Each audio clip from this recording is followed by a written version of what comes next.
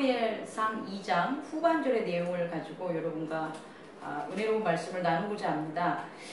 사무엘상 2장 후반절은 12절부터 마지막 36절까지의 말씀인데요.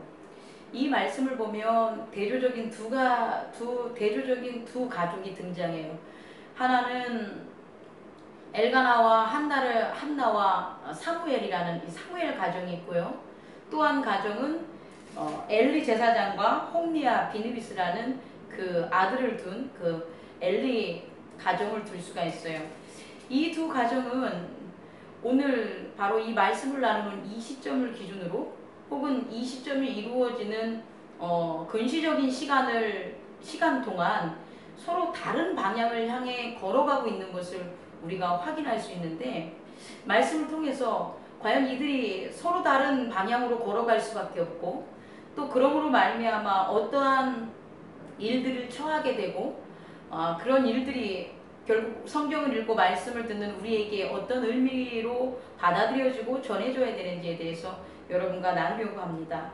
12절을 보면 엘리의 아들들은 행실이 나빠 여호와를 알지 못하더라 라고 이제 시작이 되는데요. 여호와를 행실이 나빠서 여호와를 알지 못하였다라고 우리가 해석을 할 수도 있겠지만, 저는 그거와 좀 반대적인 그런 진행 방법으로 여호와를 알지 못하기 때문에 행실이 나쁘다고 여러분에게 전하고 싶습니다. 소크라테스도 얘기를 했지만 죄를 짓는 가장 근본적인 것은 무지입니다. 무지. 알지 못하기에 죄를 짓는다는 거죠. 우리가 이 세상에 살아가면서 많은 실수와 잘못을 할 때가 있는데, 우리가 실수와 잘못을 하는 것은 그거에 대한 온전함이라는 것, 그것에 대한 솔루션, 그 해답을 모르기 때문에 그런 결과를 저지를 때가 많습니다. 또 내일이라는 미래를 본다면, 만약에 우리가 내일 어떤 일이 일어날 줄 다 안다면 그 일어나는 일에 대한 대책과 그 일어나는 일을 잘 이루기 위해서 노력을 하지 않겠어요? 하지만 이 땅이라는 이 세상의 메커니즘은 내일이라는 미래에 대한 지식이 없어요. 그러다 보니까 그 모르는 것들, 모르고 진행하는 것들, 그것 때문에 결국은 내가 원치 않는 잘못과 허물이라는 그런 오류를 범하게 된다는 거죠. 다시 말해, 하나님을 모른다면 이 세상에 살아가는 여러 가지 법칙과 이 세상에 살아가는 여러 가지 일에도 그 일의 원리와 그 일의 진행됨을 몰랐을 때 낭패를 당하는데, 이 우주 만물을 창조하고 우리의 생명, 다시 말해 우리의 영생과 우리의 삶을 전체를 만들고 주관하는 하나님을 만약에 모른다면, 하나님을 알지 못한다면 어떤 행실이 일어나냐라는 거예요. 그것은 바로 악한 행실을 부릴 수밖에 없다라는 거죠. 그들이 나는 악해질 거야 라고 해서 악해지는 것이 아니라, 악을 행하는 사람들은 하나님을 알지 못하는 그런 무지 때문에 그 악한 행실에 빠질 수밖에 없다라는 거예요. 다시 말해, 하나님을 알지 못하는 것, 그것이 바로 악이라는 거죠. 그리고 그것이 바로 죄의 시작이 된다고 저는 여러분에게 전하고 싶습니다. 그래서 이 아들들이 어떤 죄를 저지르냐면, 이들의 신분은 제사장입니다. 제사장은 아버지 때부터 대를 이어서 내려오겠죠. 그리고 제사장은 그 직분에 어울리게 지식도 많을 것입니다. 또 그 지위도 많고 또 권력도 당연히 높을 것입니다. 그럼에도 불구하고 이들은 어떤 잘못을 저지르냐면, 갈보리 3개를 가져와서 그 제사를 드리기 전에 제사에 쓰일 그 고기를 삶을 때 솥에다 갈보리를 이렇게 던지는 거예요. 그 다음에 그 갈보리에서 걸쳐내온 고기를 누가 가져가냐? 제사장이 보낸 사환들이 제사장에게 주겠다고 가져가는 거예요. 뭐 낚싯바늘 같은 조그만한 그런 바늘이 아니라, 갈보리라고 하면 그냥 걸리는 고기마다 어떻게 해야 된다? 자기가 가져가겠다는 거예요. 근데 이것을 그 제사가 진행되는 실로에서 그곳에 온 모든 이스라엘 사람들에게 다 이와 같이 한다는 거예요. 그런데 제사는 익혀서 드릴 수도 있고 또 하나는 뭐냐면 생고기로 드릴 수가 있어요.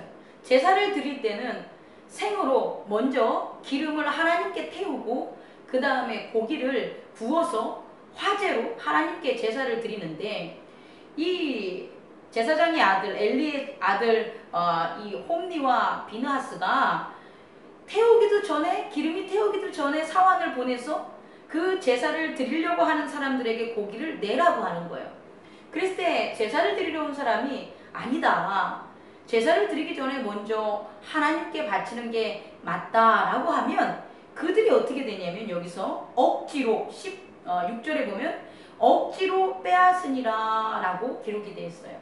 다시 말해서 제사장의 아들인 엘리 제사장의 아들인 홈니와 비느하스가 저지른 죄는 뭐냐면 하나님께 드려지는 제물을 강취했다는 거예요. 하나님께 드려지는 제물을 어떻게 되냐? 빼앗았다는 거예요. 이 문제가 되게 커요. 그러니까 우리가 그 고기를 단지 빼앗았어, 고기를 먹었어 라는 의미를 둔다면 뭐 고기 좀 부정부패한 사람들이 고기 좀 가져가는 것 같아, 어때? 하나님한테 고기를 빼앗겼으니까 하나님께서는 그 고기를 빼앗긴 그 사정 또한 알고 계실 거야 라고 이렇게 생각할 수가 있어요. 상황이 이렇게 안 좋은 상황이 벌어졌기 때문에 내가 온전하게 하나님 앞에 나아가지 못해, 내가 이러이러한 상황 속에서 어려움과 고난이 겪었기 때문에 내가 온전하게 하나님에게 예배를 드릴 수 없어 라고 우리들은 흔히들 핑계 아닌 핑계를 댈 때가 있어요. 하지만 이게 문제가 되는 게 뭐냐면 제물로 쓰일 그 제물을 강취하면 제사를 드리는 그 제사 드리는 자들이 온전하고 거룩한 마음으로 하나님 앞에 나아갈 수 있냐는 거예요. 나아갈 수 없다는 거예요. 그들은 단지 제물을 빼앗을 뿐이지만 이 제물을 빼앗음으로 말미암아 제사를 드림으로 하나님과 교통하고 하나님으로부터 살아가는 방향이라든지 환난이나 문제를 극복하는 여러 가지 응답을 듣고자 하는, 또 하나님께 온전히 자신의 삶에 지켜주심을 감사하려고 했던 그 제사를 드리는 자들에게 있어서 그들의 제사를 절대적으로 방해한다는 거죠. 그러면 이렇게 방해받아서 드릴 수 있는 제사가 온전하고 거룩하냐는 거예요? 그럴 수 없다는 거예요.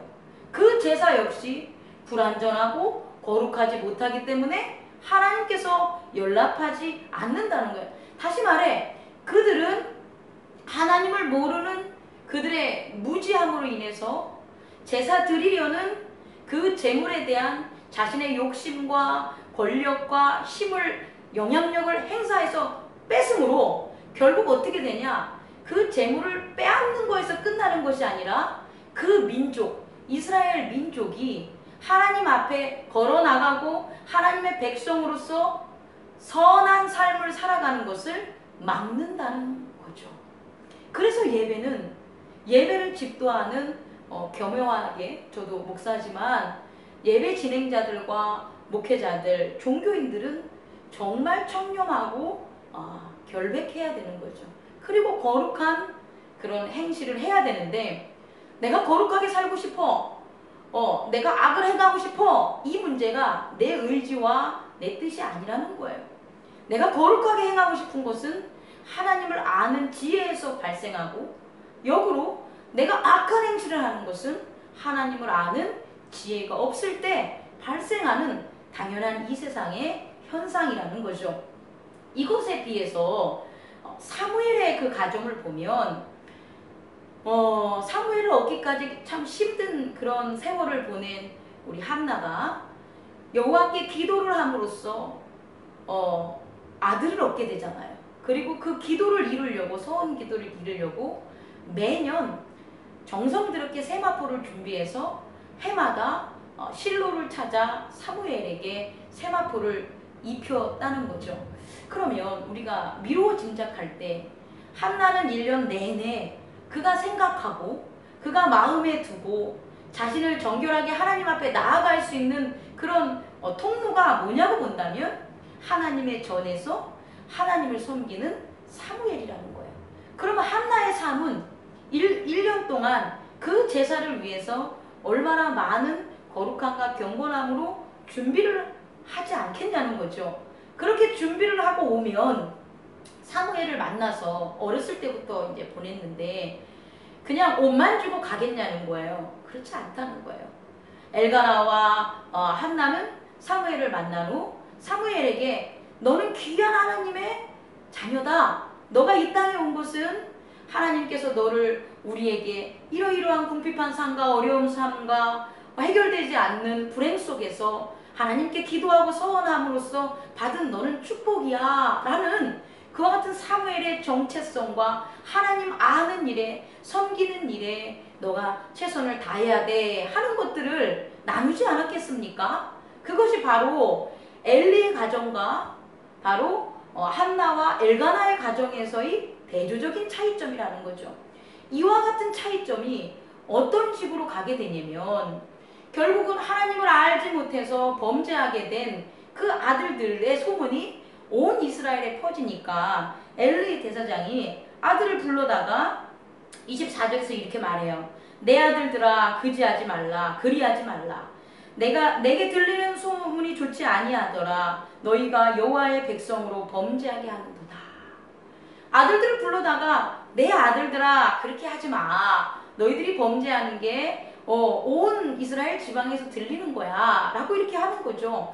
뭐 이 말을 꾸짖듯 하던 아니면 조근조근 얘기하던 그건 의미가 없습니다. 왜냐하면 엘리 제사장이 전하는 말 속에서 엘리 제사장은 지금 하나님을 아는 진리 안에 거하지 않기 때문이에요.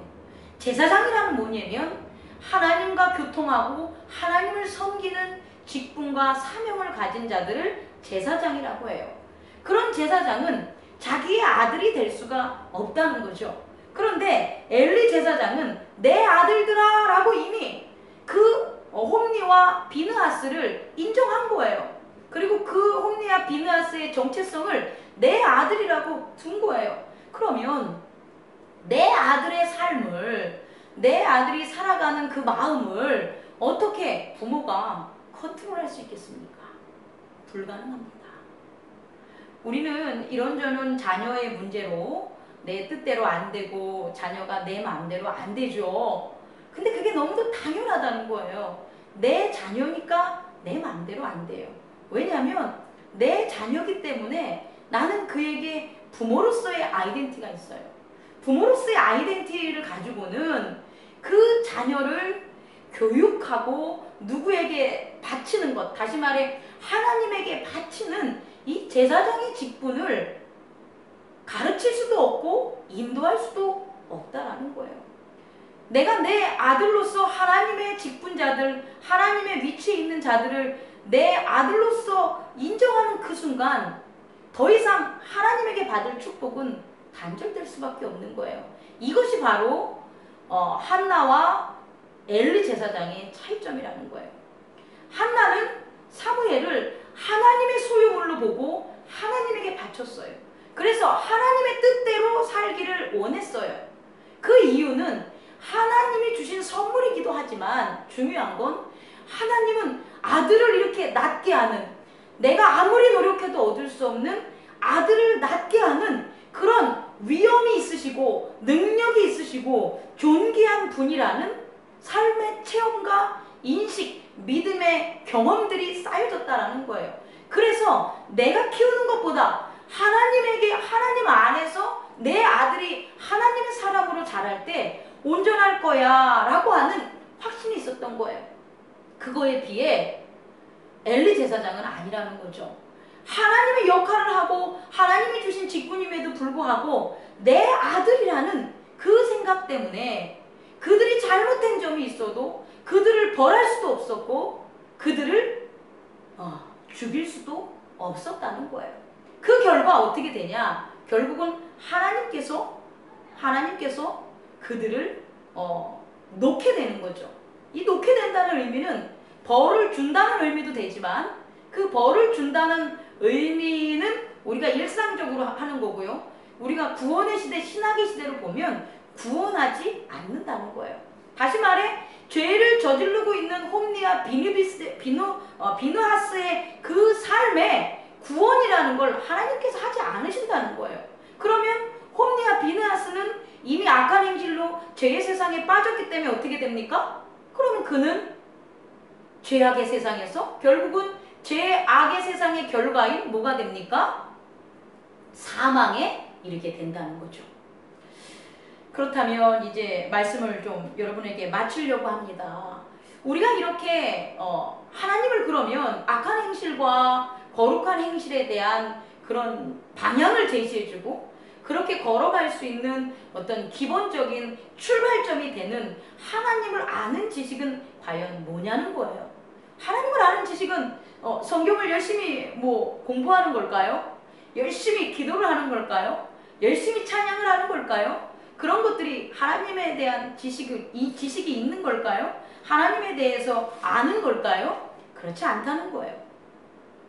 하나님을 아는 것은 30절에 나와 있습니다. 뭐라고 나와 있냐면 한 30절 후반절에 나를 존중히 여기는 자를 내가 존중히 여기고 나를 멸시하는 자를 내가 경멸하노라. 그리고 35절 후반절에 보면 35절을 보면 내가 나를 위하여 충실한 제사장을 일으키리니 그 사람은 내 마음 내 뜻대로 행할 것이니라. 하나님의 마음 하나님의 뜻대로 행하는 사람은 뭐냐면 바로 하나님을 존경하는 자라는 거죠. 이 존경이라는 단어는 정말 우리의 일상생활에서 누구나가 아는 사람이나 모르는 사람이나 지식이 있는 사람이나 없는 사람이나 부유한 사람이나 가난한 사람들이나 어른이나 아이나 모두가 할 수 있는 거예요. 존중하는 것. 존중하는 것은 뭐냐? 귀히 여기고 중히 여기는 거예요. 누구보다 나보다. 왜? 나보다 존중하고 귀히 여기는 것은 나보다 높으시고 나보다 사랑이 많으시고 더욱이 나보다 거룩하기 때문이에요. 그렇기 때문에 이 한나와 엘가나는 하나님을 존중했다는 거예요. 그리고 그 존중하는 그것이 바로 존중하는 마음이 하나님을 아는 거라는 거죠. 우리가 세상적인 지식으로는 지식을 습득해서 머리에 넣는 것이 아는 것이라고 착각을 하는데 마음의 세계에 있어서 아는 것은 우리의 마음이 얼마나 더 거룩해지는 거예요. 우리가 거룩하면 거룩해질수록 많은 것을 알 수 있는 거예요. 아니 많은 것을 아는 거예요. 내가 가장 나를 낮추는 것. 그래서 선인들의 말에 이런 말이 있지 않습니까? 정말 아는 것은 내가 알지 못함을 아는 것이다. 이게 바로 겸손 아니겠습니까? 다시 말해서 우리가 하나님을 안다는 것은 내가 뭔가 성경적 지식이 많은 것이 아는 게 아니라 내가 하나님을 존중히 여기는 거죠. 그것이 바로 내가 아는 거죠. 그러므로 내가 아는 거룩함 속에 나는 하나님이 어떻게 행하시는지에 대해서 순종하고 따를 수 있는 그와 같은 믿음의 길을 걸을 수 있는 것입니다. 반대는 설명 안 해도 되겠죠. 존중하지 않는 마음, 배려하지 않는 마음, 인정하지 않는 마음, 남의 소리를 듣기도 전에, 남의 환경을 파악하기도 전에 내 판단과 내 말부터 뱉는 것들, 그런 것들은 하나님을 모르는 행위고 결국은 하나님을 모르는 그것들로 말미암아 그 사람은 악에 빠지고 결국은 악에서 구원받을 수 없어 사망의 길에 임하게 되는 것입니다. 말씀을 마치겠습니다.